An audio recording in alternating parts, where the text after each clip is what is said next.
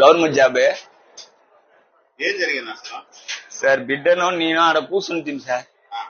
ఆడ కూర్చుండేప్పుడు బిడ్డ వచ్చి నిల్చున్నోడే నీ కింద కూర్చుని తినే వాళ్ళు పెద్దనైన వయసు మంచి వచ్చి బిడ్డని సైబడి ఇచ్చి ఇట్లా ఇచ్చేసి అట్టబాక్స్ తెచ్చి పెడతారు. నా దగ్గర చెప్తే నీ బిడ్డని తొడుగు పోతానే నువ్వెందుకు ఈడేస్తావు అట్టని చెప్పేసి నీ అడిగి తిని అందరూ జాడాలు వేసిరి ఏమి ఇప్పుడు చేసి నీ బిడ్డని అట్టని వాడు అది దెబ్బలు తగిన వాళ్ళ వాడు చెప్తారు నీ బిడ్డని ఏం చేసిరే అటనే నా బిడ్డని ఏదైనా చేస్తే నా కోపం ద్వారా వస్తుంది నీ అడుగుతాను నీ అడుగుతాను అట్ట నేను చెప్తాను. నేను మొన్నే అందరూ చేసేది తోసి బిడ్డ వచ్చి జలప్రసాద కింద వచ్చి పడిపోయినాడు. పడి నా కోపం వేసి నీ బాటిల్ ఎత్తి కొట్టేసింది. కెమెరా కావాలంటే మీరు చెక్ చేసుకుంటారు సార్.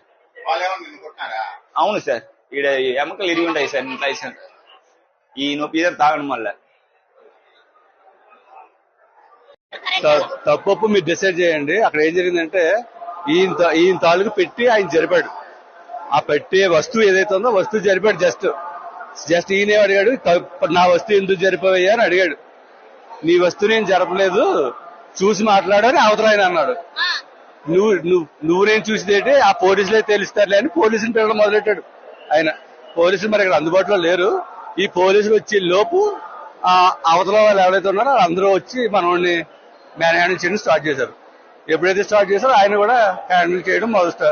ఇంక ఒకటే చేతిలో వాటర్ బాటిల్ ఉందో ఒక షాట్ అక్కడితో క్లోజ్.